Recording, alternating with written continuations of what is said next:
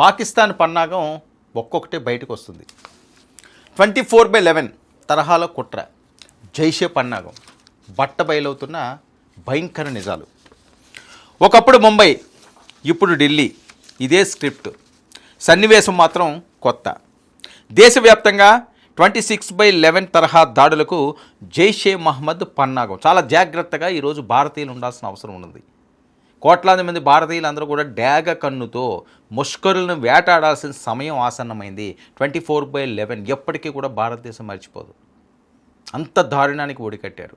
మళ్ళీ ఇప్పుడు ఢిల్లీ మీద వాళ్ళ కన్నుపడ్డది. భారతదేశ గుండెకాయే ఎర్ర కోటకే వాళ్ళు రక్తపు మార్కలు అంటేలా చేశారు. చాలా దారుణమైన అంశం, చాలా సీరియస్గా తీసుకోవాల్సిన అంశం. అదే ఆలోచిస్తుంది ఇప్పుడు కేంద్ర ప్రభుత్వం. దానికోసం సిద్ధమైన 200 బాంబులు. మన దేశంలోనే కొందరు డాక్టర్లు, మౌల్వీలు, ముసుగులు వేసుకుని ఒకటే లక్ష్యంగా వాళ్ళు ముందుకు సాగుతున్నారట. దేశాన్ని బాంబు దాడులతో అల్లకల్లోలం చేయడం. ఢిల్లీ, ఫరీదాబాద్, గురుగ్రామ్ 3 నగరాలపై దృష్టి. 200 బాంబులు, ఐఈడీస్ తయారీలో మాడ్యూల్ సిద్ధం. Targets list. ఎక్కడెక్కడండి 200 బాంబులతోటి వీళ్ళు భారతదేశంలో వివిధ ప్రాంతాల్లో రక్తపటేరులు పారించడానికి సర్వం సిద్ధం చేసుకున్నారండి. ఇది చాలా జాగ్రత్తగా గమనించాల్సిన అవసరం, అలర్ట్గా ఉండాల్సిన అవసరం. ప్రతి పౌరుడు కూడా అలర్ట్గా ఉండాల్సిన సమయం ఆసన్నమైందని. టార్గెట్ లిస్ట్ కూడా చెప్పే ప్రయత్నం చేస్తాను. ఎర్రకోట, India gate, constitution club, Gauri Shankara ఆలయం, షాపింగ్ మాల్స్, రైల్వే స్టేషన్లు, హై ఫుడ్ స్టాల్స్ ఏవైతే ఉన్నాయో ఆ ప్రదేశాలు టార్గెట్. గోకుల్ చాట్లవి మనం చూసాం, లుంబినీ పార్క్ ప్రాంతంలో మనం చూసాం, ముంబై తాజ్ చూసాం. ఇప్పుడు ఎర్రకోట ప్రాంతంలో వీళ్ళు ఏమేమి ప్రాంతాలు చూస్తున్నారంటే ఇండియా గేట్. అంటే ఎక్కడ మనం అరాచకం చేస్తే అది దేశం మొత్తం మీద ప్రభావం పడుతుంది. అందుకని ఎర్రకోటని వీళ్ళు ఎంచుకున్నారు. అప్పుడు ముంబై కూడా తాజ్ ఎంచుకోవడానికి కూడా అదే ప్రధాన కారణం. పెహల్గాము, టూరిస్టులని అంతమొందించాలి, మతపరం మీద చంపాలి. అంటే ఒక్కొక్కసారి ఒక్కొక్క కొత్త పంతాతోటి వాళ్ళు దుష్టబుద్ధిని చూపిస్తున్నారు. గత జనవరి నుంచే ఆపరేషన్ స్టార్ట్. రిపబ్లిక్ డే దాడి డేట్గా ఫిక్స్.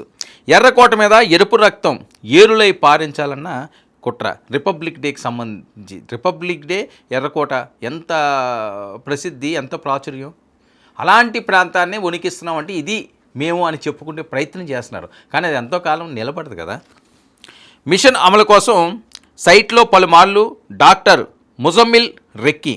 కానీ పటిష్టమైన పెట్రోలింగ్ దెబ్బతో ప్లాన్ భగ్నం. ఆ రోజు విఫలం కావడంతో మారిన ప్లాన్. ఈసారి టార్గెట్ డేట్ డిసెంబర్ 6కు మారిందట. ఇది చాలా కీలకమైనవి వస్తున్న సమాచారాలు. చాలా జాగ్రత్తగా చూడాల అవసరం ఉంది.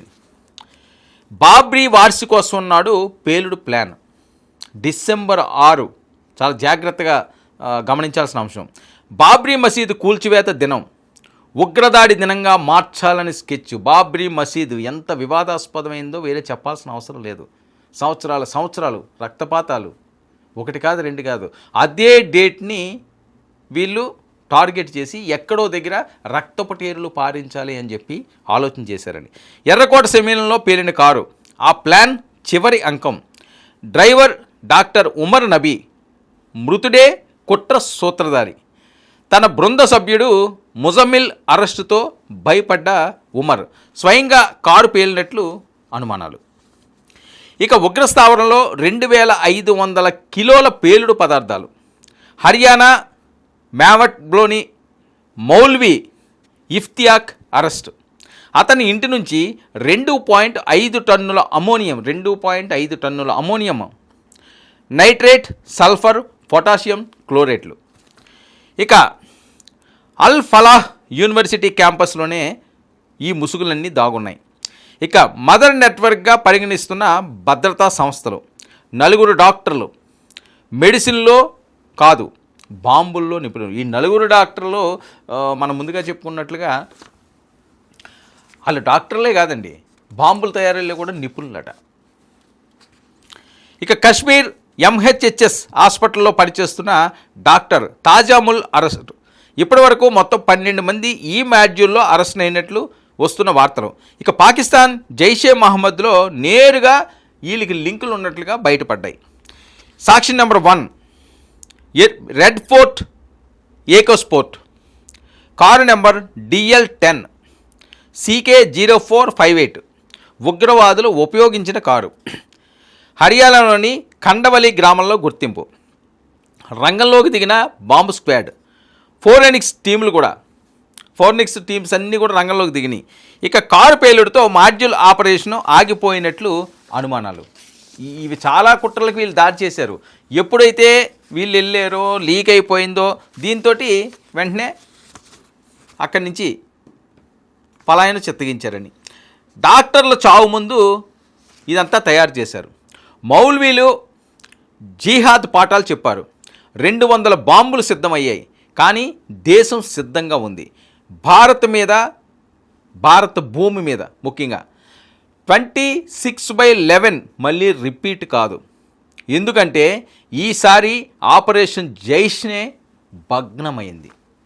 ఎంత కుట్రలో పడినారో, ఏ రకంగా చెయ్యాలో, బాబ్రీ మసీద్ కూల్చివేత ఘటన రోజుని డిసెంబర్ 6ని 6/11 ఈ తరహాలో చెయ్యాలని ఎన్నో కుట్రలు చేశారు.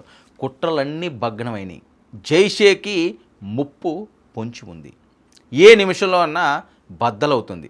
ఆల్రెడీ మనం చూసాం పెహల్గాము రిటర్న్ గిఫ్ట్ ఏ రకంగా ఉందో, దీనికి ఖచ్చితంగా అంతకంటే పెద్ద రిటర్న్ గిఫ్టే ఉంటుంది. అది తీసుకోవడానికి పాక్ ముష్కరులు సిద్ధంగా ఉన్నారా? ఇంకెవరైనా బతికే పరిస్థితి ఉంటుందా? పాక్ స్థావరాల డేటా ఆల్రెడీ ఇండియన్ గవర్నమెంట్ దగ్గర ఉంది, దగ్గర ఉంది. సో మొత్తం ఇంటెలిజెన్స్ చరిత్ర మొత్తం లాగేశారు. డాగ కన్నుతో ఎక్కడెక్కడ వాళ్ళ స్థావరాలు ఉన్నాయో, వాళ్ళు ఎక్కడెక్కడ కలుగుల్లో దాగున్నారో మొత్తం చరిత్ర అంతా కూడా మ్యాప్ రూపంలో భారత ముందు ఉంది అని. ఏ క్షణాన్నైనా బ్రహ్మోస్తో అవన్నీ కూడా బద్దలవుతాయి. ఆల్రెడీ బ్రహ్మోస్ రుచి చూశారు, ఇప్పుడు మరొక రుచి చూడబోతున్నారు. ఈ రుచి మళ్ళీ జీవితంలో భారత్ వైపు ఎవరో కన్నెత్తి చూడడానికే ఉండాలన్నది భారత్ శపథం.